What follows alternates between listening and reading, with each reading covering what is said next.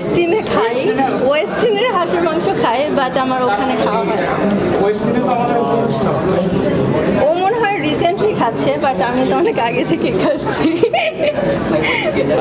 কোনটা মজা, ওয়েস্টিন নাকি নীলা মার্কেট? আমি তো নীলা মার্কেটের কি বলে এটা হাঁসের মাংস ট্রাই করি নাই, বাট আমার কাছে বেস্ট লেগেছে ওয়েস্টিনের হাঁসের মাংস। এবং এখানে এসে কেমন লাগছে? আমার তো খুব ভালো লাগছে, কারণ এটা শুধু অ্যাওয়ার্ড শো না, এটা একটা বিউটি পেজেন্ট। সো আমার এই ধরনের এক্সপিরিয়েন্স আগে ছিল না, সো আসার পর আমার খুব ভালো লাগছে, সুন্দরী সুন্দরী মেয়েদেরকে দেখতে পাচ্ছি। আমরা সোশ্যাল মিডিয়ায় আপনাকে বেশ কিছু কাজের সাথে যুক্ত হতে দেখেছি এবং মিউজিক ভিডিও করতেছেন আমরা দেখছি। মিউজিকগুলো করতে আপনার কেমন লাগছে?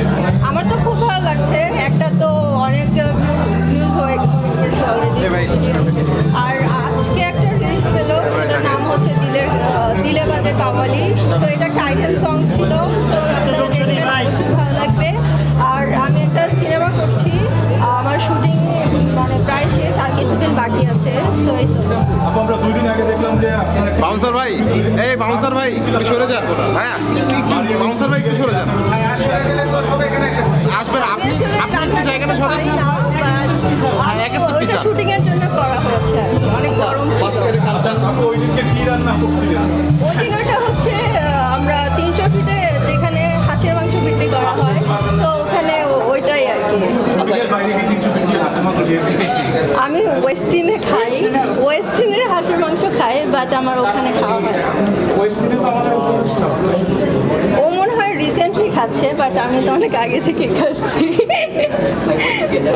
কোনটা মজা, ওয়েস্টিন নাকি নীলা মার্কেট? আমি তো নীলা মার্কেটের কি বলে এটা হাঁসের মাংস ট্রাই করি নাই, বাট আমার কাছে বেস্ট লেগেছে ওয়েস্টিনের হাঁসের মাংস আর ওদের পিঠা। মাঝখানে দেখলাম, কিছুদিন আগে দেখলাম 2-1 দিনের মধ্যে ব্লাড টেস্ট করে একটা রিল তৈরি করা হয়। কি কোথায় কি ফটোশুট হয়েছে?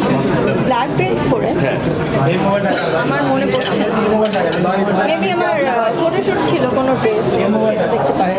রিসেন্টলি তো অনেক কাজ করছি আমি, সো ওগুলোই দেখতে পারেন। হ্যাঁ, থ্যাংক ইউ। Thank you. আচ্ছা, আমরা 2 দিন আগে ভিডিও দেখলাম এবং সেখানে আপনার সন্তান অনেক বড় হয়ে গেছে এবং আপনি ক্যাপশনে লিখেছেন যে কিছুদিন পরে আপনার সন্তানকে এবং আপনাকে দুজন মানে ভাই বোন মনে হবে। আসলে এটা কিরকম, কিসের জন্য? এটা লিখলাম, আমার তো অনেক ছোট এজে বাচ্চা হয়ে গেছে, তো সবাই মনে করে না জানি আমার কত এজ, কত বয়স। তো এখন ও আমার থেকে অনেক বড় হয়ে গেছে, এখন দেখতে মনে হয় যে ওর ছোট বোন আছে, তো এই জন্যই। যখন আপনার কাজগুলো স্ক্রিনে দেখে বা টেলিভিশনে দেখে তখন তার রিঅ্যাকশনটা কিরকম থাকে? ও তো অনেক এক্সাইটেড, মানে আজকে যেমন আমার একটা গান রিলিজ হলো, তো অনেক আগে থেকে বলতেছে মাম্মি কখন রিলিজ হবে, কখন দেখবো। সো অনেক সাপোর্টিভ, অনেক সাপোর্ট করে। মিউজিক ভিডিও আপনাকে দেখছি, সিনেমা বা নাটক বা ওয়েব ফিল্ম আপনাকে দেখবো কিনা?